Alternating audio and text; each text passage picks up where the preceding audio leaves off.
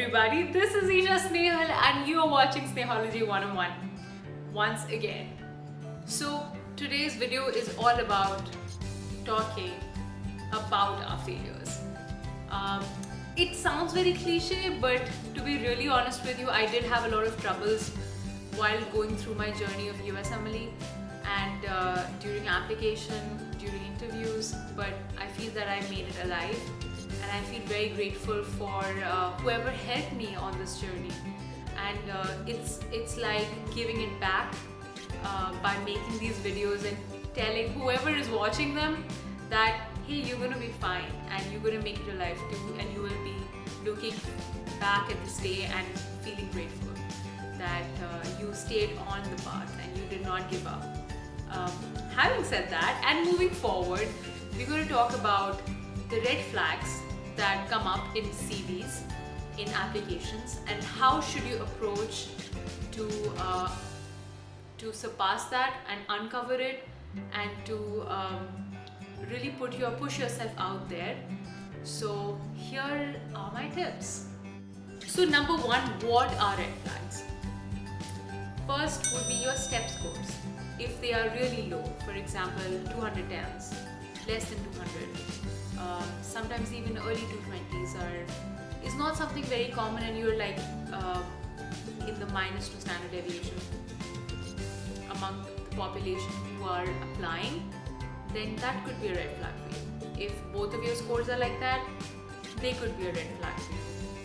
Sometimes red flags are also failed attempts, or having attempts in CS is considered to be a red flag, or not having any clinical experience at all, or not having any publication at all, or any academic activity, for example presentations, or there is one whole column for publications, and if you have nothing in there, then it can be a red flag for some people and sometimes it's not.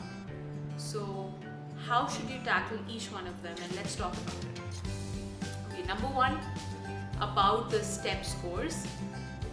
If one of your step scores came out to be lesser, like in 220s, and sometimes you study so hard and you expect a certain score, and you're maybe performing extremely well in your NBMEs. NBMEs are these tests that you take before taking step one, and maybe you have outperformed yourself and you're getting great scores there, and maybe you did not do as well as you thought in your step one, and maybe it was performance anxiety and you just messed it up, right?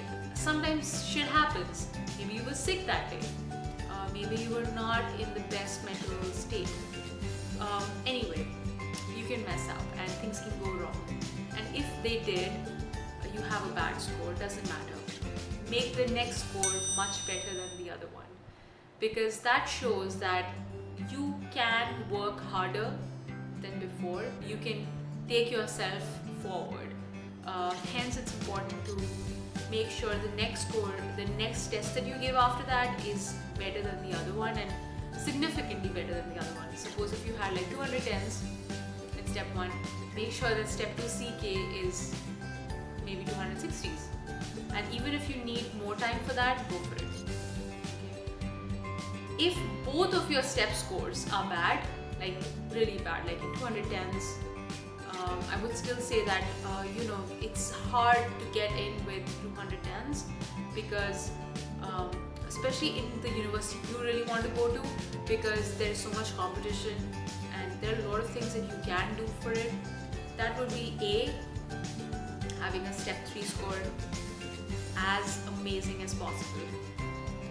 B, taking a year off to do good research in a good university and doing something really important in that, and not just like helping with some clinical trial and just being like a sidekick, or just helping in very minimal stuff, because people who are interviewing you or hiring you, they understand what is the work that you did. If you are just collecting data, just like entering into the Excel file, and have not literally put your mind in that project, then it's not really your initiative, and it doesn't show that you really did some work. Maybe you did work in the data collection, but that's not like a scientific work that you did. It's more like clerical, right? So make sure that your contribution to the research that you're doing in that year off is good and significant. Try to take up original projects, and I have heard people say that they value original research more than they value just contributing minimally to a big clinical trial or a big clinical research project, because obviously there are loads and loads of people involved and your contribution is minimal as a junior student or a junior graduate, right? Okay, having said that, other things that you can actually do is talking to people who are in these influential positions, like maybe a teaching faculty at some place, and you really want to get into the program. You should show them that you are a really good candidate by maybe doing a rotation with them, showing your clinical skills in some way. So what do they really seek in a resident is that they have great clinical skills and great clinical knowledge.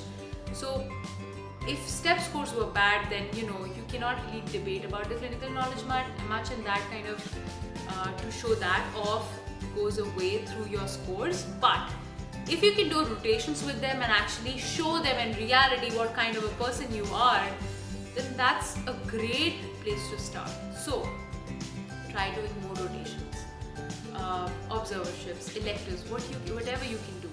So that's in addition to the research. So these are the things you can actually think of. Maybe you messed up with the CS exam. So what do you do for that? Again, CS is like a clinical skills exam. So if you can really pick up electives and observerships, that would be a great way to surpass that problem. The other thing is having no research at all. So people end up not doing research in their medical school, and a lot of international schools do not support research in the very beginning, so there's not enough time to build it into your application. So what you should be doing is that if you have any time, write up case reports, do shorter research things like case reports, commentaries, let it to the editor, etc., etc. Have publications in these journals. It doesn't really take much time. Really writing a case report takes 3 hours, and if you find the right person to work with, you can get it done, and at least make it in time for the application.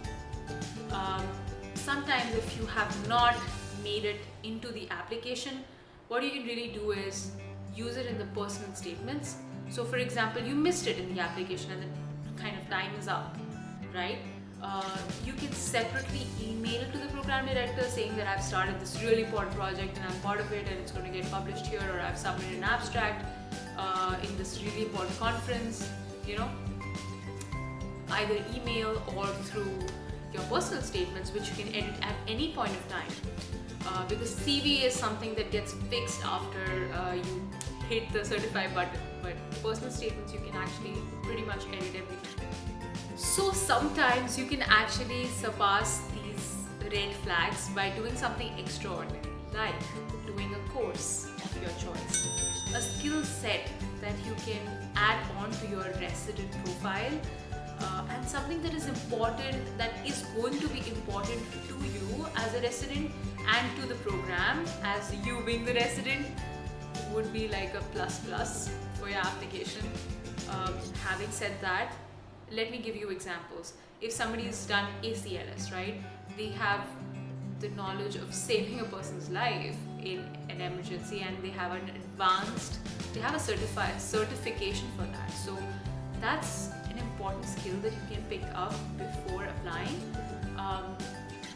Or even like during application, you can say that you are in this course, right? If you started it like just in September or just before the application, you can always mention it, right? Or I'm sure there are certain places in the application where you can kind of put it in.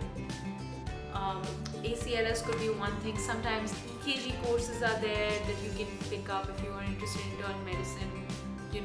If there are so many branches of internal medicine which have so many subspecialties, you can pick up one course for one specialty and do a good course there, like critical care medicine, this short crash course that you can do.